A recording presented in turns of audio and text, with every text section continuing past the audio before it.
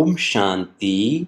10 सितंबर 2023 अव्यक्त मुरली। आज की मुरली के मुख्य पॉइंट्स हैं: यथार्थ निश्चय के फाउंडेशन द्वारा संपूर्ण पवित्रता को धारण करो। आज बाप दादा सभी के निश्चय को देख रहे थे, क्योंकि निश्चय इस ब्राह्मण जीवन के संपन्नता का फाउंडेशन है, और फाउंडेशन मजबूत है तो सहज और तीव्र गति से संपूर्णता तक पहुंचना निश्चित है। स्वयं को भी आत्म स्वरूप में जानना, मानना, चलना और बाप को भी जो है वैसे जानना, ये है यथार्थ निश्चय। दूसरा निश्चय है योग द्वारा थोड़े समय के लिए अशांति से शांति का अनुभव करते हैं, और स्थान का शक्तिशाली शांत वायुमंडल आकर्षित करता है। वह ब्राह्मण आत्माओं का आत्मिक प्यार और पवित्रता की जीवन का प्रभाव पड़ता है। कंपनी अच्छी लगती है। दुनिया के वायुमंडल के कंट्रास्ट में ये संग अच्छा लगता है। ज्ञान भी अच्छा, परिवार भी अच्छा, वायुमंडल भी अच्छा। तो वो अच्छा लगना उस फाउंडेशन के आधार पर चलते रहते हैं। ये है दूसरा नंबर। पहला नंबर सुनाया यथार्थ निश्चय, और दूसरा नंबर है अच्छा लगता है, और तीसरा नंबर दुनिया के संबंधियों के दुखमय वायुमंडल से बचकर जितना समय भी सेवा केंद्र पर आते हैं, उतना समय दुख से किनारा होकर शांति का अनुभव करते हैं। ज्ञान की गुह्यता में नहीं जाएंगे, लेकिन शांति की प्राप्ति के कारण कभी आते हैं और कभी नहीं भी आते हैं। देखा जाता है कि जब शुरू में आते हैं तो अशांति से तंग होते हैं, शांति के इच्छुक होते हैं। तो जैसे प्यासे को एक बूंद भी अगर पानी की मिल जाए तो वो बहुत बड़ी बात अनुभव करता है। पहला समय बहुत अच्छे उमंग उत्साह से चलते हैं, बहुत नशा रहता है, खुशी भी रहती है। लेकिन अगर पहले नंबर के यथार्थ निश्चय का फाउंडेशन पक्का नहीं है, दूसरे या तीसरे नंबर का निश्चय है, तो धीरे धीरे जो शुरू की खुशी, शुरू का जोश है, उसमें फर्क आ जाता है। चेक करो कि निश्चय का फाउंडेशन पक्का है। हमारा निश्चय नंबर 1 है या नंबर 2 है। अगर नंबर 1 निश्चय है तो चलते चलते मुख्य पवित्रता धारण करने में मुश्किल नहीं लगेगा।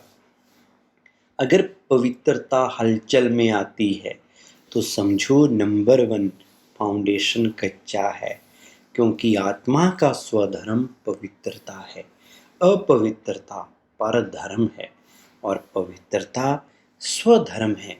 तो जब स्वधर्म का निश्चय हो गया तो परधर्म हिला नहीं सकता। कई बच्चे कहते हैं पहले तो बहुत अच्छे आते थे, अभी पता नहीं क्या हो गया। तो क्या हो जाता है कि बाप जो है जैसा है वैसे अनुभव में नहीं लाते। अगर पूछेंगे कि बाप साथ है तो हाथ सब उठाएंगे। हाथ उठाना तो बहुत सहज है, लेकिन बाप साथ है तो बाप की पहली पहली जो महिमा करते हो कि वो सर्वशक्तिमान है, ये मानते हो या सिर्फ जानते हो। तो जब सर्वशक्तिमान बाप साथ है तो सर्वशक्तिमान के आगे अपवित्रता आ सकती है? नहीं आ सकती। लेकिन आती तो है, तो आती फिर कहाँ से है? चेक करो कि माया ने कोई चोर गेट तो नहीं बना कर रखा है। और गेट बनाती हुई कैसे है मालूम है? जब कोई भी स्वभाव या संस्कार कमजोर है तो आप कितना भी गेट बंद करो, लेकिन कमजोर गेट है तो माया जानी जाननहार है, उसको पता पड़ जाता है कि ये गेट कमज़ोर है, इससे रास्ता मिल सकता है और मिलता भी है। चलते चलते अपवित्रता के संकल्प भी आते हैं, बोल भी होता, कर्म भी होता है। तो गेट खुला हुआ है ना, तभी तो माया आई, फिर साथ कैसे हुआ? कहने में तो कहते हो कि सर्वशक्तिमान साथ है, तो ये कमजोरी फिर कहाँ से आई? कमजोरी रह सकती है नहीं ना? क्यों रह जाती है? चाहे पवित्रता में कोई भी विकार हो, मानो लोभ हो। लोभ सिर्फ खाने पीने का नहीं होता। कई समझते हैं हमारे में पहनने, खाने या रहने का ऐसा तो कोई आकर्षण नहीं है। जो मिलता है, जो बनता है, उसमें चलते हैं। लेकिन जैसे ही आगे बढ़ते हैं तो माया लोभ भी रॉयल और सूक्ष्म रूप में लाती है। तो रॉयल लोभ क्या है? मानो स्टूडेंट है, बहुत अच्छा निश्चय बुद्धि, सेवाधारी है, सब में अच्छा है। लेकिन जब आगे बढ़ते हैं तो ये रॉयल लोभ आता है कि मैं इतना कुछ करता हूँ, सब तरह से मददगार हूँ, तन से, मन से, धन से, और जिस समय चाहिए उस समय सेवा में हाजिर हो जाता हूँ। फिर भी मेरा नाम कभी भी टीचर वर्णन नहीं करती है कि ये जिज्ञासु बहुत अच्छा है। अगर मानो ये भी नहीं आवे तो फिर दूसरा रूप क्या होता है? अच्छा, नाम ले भी लिया तो नाम सुनते सुनते मैं ही हूँ, मैं ही करता हूँ, मैं ही कर सकता हूँ, वो अभिमान के रूप में आ जाएगा। या बहुत काम करके आए और किसी ने आपको पूछा भी नहीं, एक गिलास पानी भी नहीं पिलाया, देखा ही नहीं, आप अपने आराम में या अपने काम में बिजी रहे, तो ये भी आता है कि करो भी और पूछे भी कोई नहीं। तो करना ही क्या है? करना या ना करना एक ही बात है। पूछने वाला तो कोई है नहीं। इससे आराम से घर में बैठो, जब होगा तब सेवा करेंगे। तो ये भिन्न भिन्न प्रकार के विकारों का रॉयल रूप आता है। और एक भी विकार आ गया ना, मानो लोभ नहीं आया लेकिन अभिमान आ गया, हमारी मान्यता हो, उसका भान आ गया, तो जहाँ एक विकार होता है वहाँ उनके चार साथी छिपे हुए रूप में होते हैं। और एक को आपने चांस दे दिया तो वो छिपे हुए जो हैं वो भी समय प्रमाण अपना चांस लेते रहते हैं। फिर कहते हैं पहले जैसा नशा अभी नहीं है, पहले बहुत अच्छा था, पहले अवस्था बड़ी अच्छी थी, अभी पता नहीं क्या हो गया। माया चोर गेट से आ गई, ये है पता, ये नहीं कहो पता नहीं। और टीचर को भी आता है। टीचर को क्या चाहिए? सेंटर अच्छा हो, कपड़े भले कैसे भी हों, लेकिन सेंटर थोड़ा रहने लायक तो अच्छा हो, और जो साथी हो वो अच्छे हों, स्टूडेंट अच्छे हों, बाबा की भंडारी अच्छी हो। अगर अच्छा स्टूडेंट चेंज हो जाए तो दिल थोड़ा धड़कती है। फिर समझते हैं क्या करें, ये मददगार था ना, अभी तो चला गया।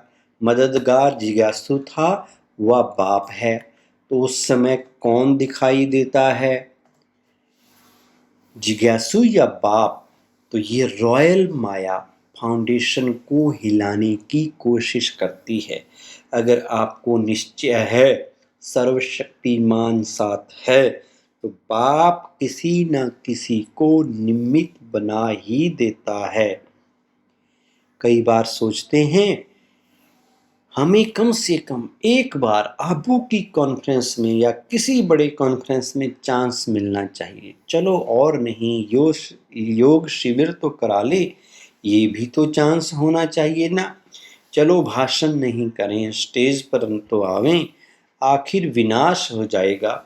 क्या विनाश तक भी हमारा नंबर नहीं आएगा? नंबर तो आना चाहिए ना।